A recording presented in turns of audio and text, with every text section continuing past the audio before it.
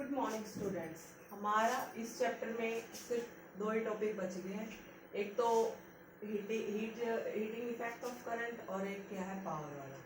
ठीक है, अब हम पढ़ते हैं हीट जनरेटेड या हीटिंग इफेक्ट ऑफ करंट। इसके अंदर क्या होता है, हमने देखा होगा अगर लाइट लंबे समय तक है और हमारा मान लो फ्रिज चल रहा है, ठीक है, तो हम ये बोलते हैं ना कि वोल्टेज गर्म होगी, है ना। भाई टीवी इतनी देर से चल रहा, टीवी भी गर्म हो गया, है ना। तो क्या होता है इसके अंदर, हम ये कंसेप्ट देखते हैं ये सब कुछ कैसे होता है। हमें पता है जब करंट फ्लो कर रहा है किसी चीज के अंदर तो क्या है, इसका मतलब क्या है, उसके अंदर इलेक्ट्रॉन दौड़ रहे हैं, है ना। तो इलेक्ट्रॉन दौड़ रहे हैं तो क्या मतलब है कि वो इलेक्ट्रॉन क्या है, एटम से टकरा रहे हैं। क्या है, इलेक्ट्रॉन क्या कर रहे हैं, इस एटम से क्या कर रहे हैं, टकरा रहे हैं, है ना। जब ये एटम से टकरा रहे हैं तो यहाँ क्या होती है, हीट जनरेट होती है। समझ गए।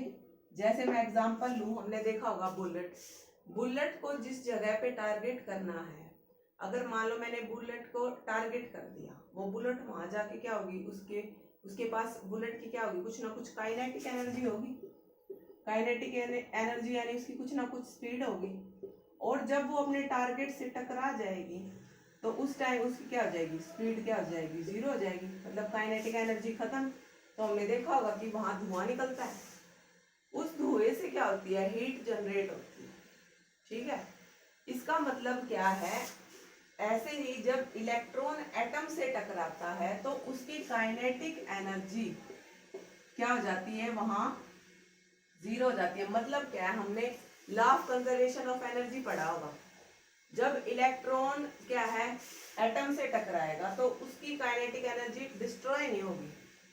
हमने ये बोला ना law of conservation of energy के अंदर कि energy can neither be created nor be destroyed but can be transform from one form to another.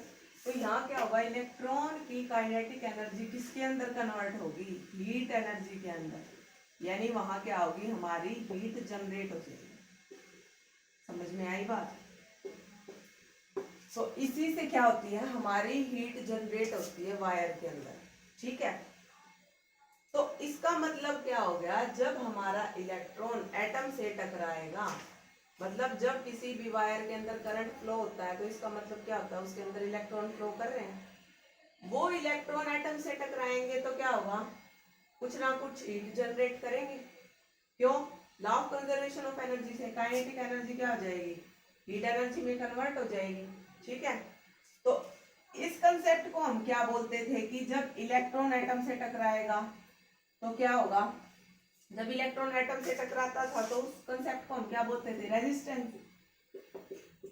तो हमारी हीट किस वजह से प्रोड्यूस हो रही है, रेजिस्टेंस की वजह से प्रोड्यूस हो रही है ना, है ना।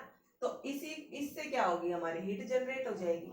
ठीक है, तो हमने एक फॉर्मूला देखा था पहले, कौन सा, पोटेंशियल डिफरेंस वाले केस में आया था, V इज इक्वल टू क्या आया था, W बाई क्यू आया था ना, V is equal to W by q लिया था। अगर यहाँ से मैं W की वैल्यू निकालू तो W इंटू क्यू हो गया, और हमें पता है कि वर्क डन हमारे एनर्जी के इक्विवेलेंट होता है, work done is equal to equivalent energy. और हमें पता है यहाँ हमारी एनर्जी किस फॉर्म में है, हीट एनर्जी की फॉर्म में है। तो यहाँ मैं क्या लिखूंगी, H is equal to V dot q. ठीक है, और मेरे को क्या पता है कि अगर मैं क्या है, अगर मैं I की वैल्यू, हमें एक फॉर्मूला ये भी पता है, इज इक्वल टू क्या होता है, Q बाई क्या होता है, T होता है ना। करंट वाले केस में देखा था is equal to Q by T। यहां से मैं Q की वैल्यू पुट कर दूं तो Q क्या आ गया, I डॉट T। तो यहां से H क्या आ गया मेरा, V डॉट I T। तो मेरा हीट एनर्जी का, हीट जनरेटेड का सबसे फर्स्ट फॉर्मूला आ गया ये। हमें पोटेंशियल डिफरेंस का फॉर्मूला पता है, V is equal to W by q. तो W की वैल्यू क्रॉस मल्टीप्लाई से क्या आ गई, V डॉट क्यू आ गई, और हमें पता है वर्क डन एनर्जी के इक्विवेलेंट होता है, और इस केस में हमारी एनर्जी हीट एनर्जी की फॉर्म में है। तो E यानी हीट एनर्जी यहाँ लिख दिया, V डॉट क्यू। और करंट के केस में हमने देखा था I इज इक्वल टू क्या होता है, Q बाई T होता है इक्वल टू। तो Q क्या हो गया I डॉट टी, और ये Q की वैल्यू क्या कर दी मैंने यहाँ आके पुट कर दी। ठीक है, अब मेरे को क्या पता है, ओम्स लॉ पता है, V is equal to I R होता है। अगर मैं ये V की वैल्यू यहाँ पुट कर दूं तो H क्या हो गया I R dot I T, तो ये क्या बन गया आई स्क्वायर आर टी। तो हमारा सेकेंड फॉर्मूला क्या हो गया H is equal to I square R T, है ना। फिर उसके बाद मेरा एक फॉर्मूला और कैसे बनेगा, हमें पता है कि H इज इक्वल टू क्या हो गया आई स्क्वायर आर टी हो गया। फिर उसके बाद पता है H क्या है मेरा, H इज इक्वल टू क्या है वी आई टी है, H is equal to V I T है, और मेरे को पता है V is equal to I R. अगर मैं यहाँ से I की वैल्यू पुट करूँ तो V बाई आर हो गया, तो H क्या होगा यहाँ मेरा V डॉट V बाय में R इंटू टी, तो H क्या हो गया V square T by R. ठीक है, तो हमारा थर्ड फॉर्मूला क्या हो गया ये हो गया। ठीक है,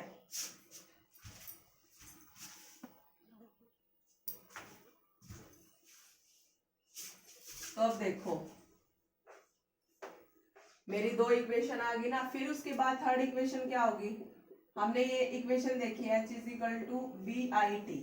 ठीक है, अब मेरे को पता है कि V इज इक्वल टू क्या होता है आई आर, अगर I की वैल्यू निकालू तो V बाय आर हो गया, तो ये वैल्यू इसके अंदर पुट कर दूं तो H क्या आ गया V dot V by R into T, तो H क्या आ गया V square by R T.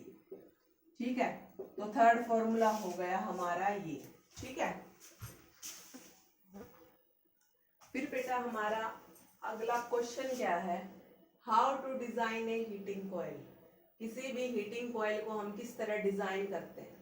ठीक है, उसके लिए हमें पढ़ना पड़ेगा joules law of heating, important है ये जूल्स लॉ ऑफ हीटिंग। अब जूल्स लॉ ऑफ हीटिंग के अंदर क्या होता है, हमने अभी लास्ट 3 फॉर्मूले देखे जो उसके अंदर फॉर्मूला एक ही था H is equal to I square R T, बस इसी फॉर्मूले के ऊपर डिपेंड है ये जूल्स लॉ ऑफ हीटिंग। तो इसके अंदर क्या होगा, हीट जनरेटेड, इसकी स्टेटमेंट क्या है, heat generated in a conductor, किसी भी कंडक्टर के अंदर क्या है हीट जनरेट होगी, इज क्या है directly proportional to, directly proportional to, हमें ये दिख रहा है करंट का square, directly proportional to the square of current, और किसके डायरेक्टली प्रोपोर्शनल होगी, रेजिस्टेंस, और थर्ड किसके डायरेक्टली प्रोपोर्शनल होगी, टाइम के, for which current is passed, कितने टाइम के लिए करंट पास हो रहा है। तो हीट जनरेटेड किसी भी कंडक्टर के अंदर आई के स्क्वायर के डायरेक्टली प्रोपोर्शनल, रेजिस्टेंस के और टाइम के। और हमें पता है जब इलेक्ट्रॉन एटम से टकराता है तो क्या होती है, किस कंसेप्ट से टकराता है, रेजिस्टेंस से, और इससे क्या होती है हीट जनरेट होती है ना। तो इसका मतलब क्या हो गया, हीट जो है रेजिस्टेंस के ऊपर बहुत ही तगड़े तरीके से डिपेंड है ना। क्या है H रेजिस्टेंस के ऊपर बहुत तगड़े तरीके से क्या है डिपेंड है ना। तो इसके लिए क्या होगा, अगर हमें हीट ज्यादा रखनी है उस कॉइल के अंदर, ठीक है, मतलब मैं ये चाहूं कि इसके अंदर हीट ज्यादा फ्लो करे, तो उस केस में मुझे क्या लेना पड़ेगा, उसका रेजिस्टेंस क्या लेना पड़ेगा, ज्यादा लेना पड़ेगा। ठीक है, अगर मैं ये सोचूं कि मैं ऐसे डिजाइन कॉइल करूं, कॉइल का ऐसा डिजाइन तैयार करूं जिसके अंदर मेरी हीट ज्यादा प्रोड्यूस हो, तो उसके अंदर क्या होगा, मेरे को रेजिस्टेंस की वैल्यू क्या रखनी पड़ेगी, हाई रखनी पड़ेगी। ठीक है, रेजिस्टेंस का फॉर्मूला क्या होता है, रो एल बाय ए, है ना। आर क्या होता है, रो एल बाय ए। तो इसका मतलब जब मैं कोई भी कॉइल क्या करूंगी, डिजाइन करूंगी, तो क्या होगा, मेरे को उसकी रेजिस्टिविटी क्या रखनी पड़ेगी, हाई रखनी पड़ेगी। रेजिस्टिविटी शुड बी, रेजिस्टिविटी क्या है, शुड बी हाई। और हमें पता है कि कंडक्टर से ज्यादा रेजिस्टिविटी किस केस में थी, एलॉयज की थी ना, तो इसका मतलब जब मैं कोई भी हीटिंग कॉइल डिजाइन करूंगी तो मैं क्या है एलॉयज का यूज करूंगी, ठीक है। और फिर रेजिस्टेंस लेंथ के ऊपर भी डिपेंड करता है, तो मैं क्या लूंगी, लंबी लेंथ की वायर लूंगी, मतलब उसको ऐसे कॉइल करके रखूंगी, मतलब लेंथ भी लंबी हो और वो ज्यादा लंबा भी ना दिखे, तो इस तरह क्या है उसी तरीके से क्या रखूंगी मैं उसको कॉइल, ठीक है। थर्ड क्या है, रेजिस्टेंस इनवर्सली प्रोपोर्शनल किसके है, एरिया के है, तो मेरे को उस वायर का एरिया ज्यादा रखना है, तो मैं क्या लूंगी, उसका उसका जो फिलामेंट है ना उसको क्या लूंगी, पतला लूंगी, मतलब क्या है थिन फिलामेंट का यूज करूंगी मैं उस केस में, ठीक है। तो इसका मतलब क्या हो गया, ओवरऑल क्या है मेरा रेजिस्टेंस क्या हो गया, हाई हो गया, और हीट क्या होगी, हीट जो जनरेट होगी वो ज्यादा होगी, ठीक है ना। मतलब रेजिस्टिविटी हाई लूंगी मैं, यानी एलॉयज के केस में रेजिस्टिविटी हाई होती है, तो मैं एलॉयज का यूज करूंगी कोई भी हीटिंग कॉइल को डिजाइन करने के लिए। लेंथ उस कॉइल की इस तरह से लूंगी, ठीक है। और एरिया इनवर्सली प्रोपोर्शनल है, तो उसका उसके अंदर जो फिलामेंट यूज करेंगे उसको कैसे किस तरह लेंगे, पतला थिन फिलामेंट का हम यूज करेंगे। तो इसका मतलब इन सारी चीजों से क्या हो गया, मेरी ओवरऑल क्या होगी, मेरी रेजिस्टेंस की वैल्यू क्या होगी, हाई होगी। रेजिस्टेंस हाई तो क्या हो गया मेरा, हीट जो जनरेट होगी वो क्या जाएगी, हीट जनरेटेड क्या होगी वो भी क्या होगी, हाई होगी, ठीक है ना। तो इसलिए क्या है हीटिंग डिजाइन कॉइल को इस तरह से डिजाइन करते हैं, ठीक है बेटा। आज के लिए इतना ही, फिर नेक्स्ट क्लास में हम पावर वाला कॉन्सेप्ट करेंगे, फिर आपका चैप्टर कंप्लीट, ठीक है।